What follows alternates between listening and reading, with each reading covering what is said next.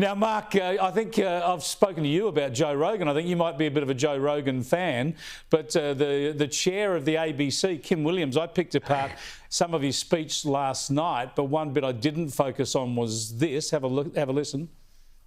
I think people like Mr. Rogan prey on people's vulnerabilities. They prey on fear.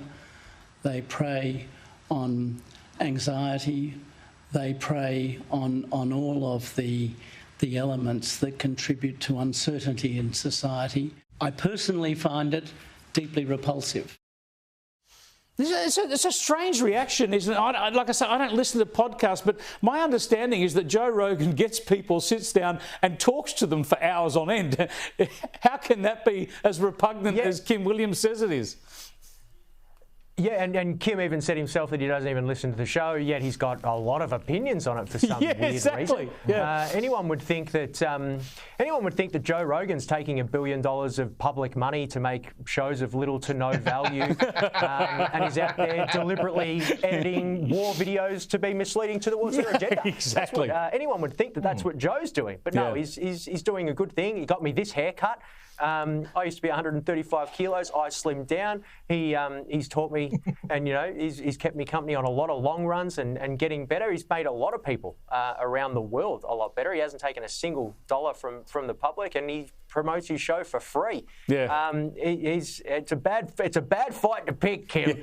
Joe Rogan. And he has an audience. Lose this one. And he has an audience. Yeah. Well, Joe Rogan has hit back. Joe Rogan has hit back with a tweet saying lots of laughs and WUT, which I think be basically what's going on here. But Elon Musk has then retweeted that and said it's from the head of the Australian government-funded media, their Pravda, Tim. The ABC is our Pravda.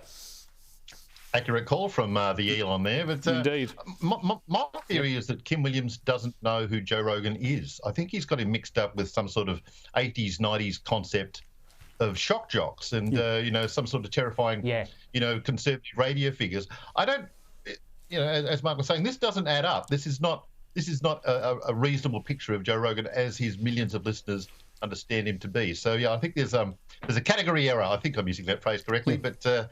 Mr. Williams is wrong.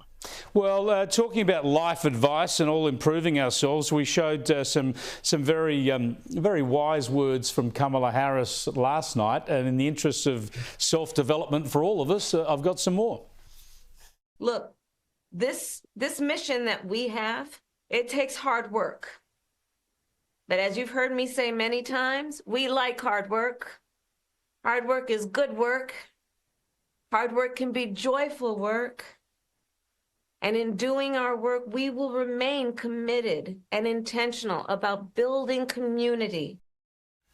It's bloody hard work watching that stuff, Mark, and I doubt she's ever done a day's hard work in her life. No, look, the joy has drained from Mum's face. She's not doing well. She's not. It kind of upsets me. We could have had 4 years of this, Chris. It could have been awesome. This would have been so much fun. But yeah, she's not doing well. She looks terrible. This was a 2-hour rant that I think they edited down. It just kept going and going and going. She's fuming.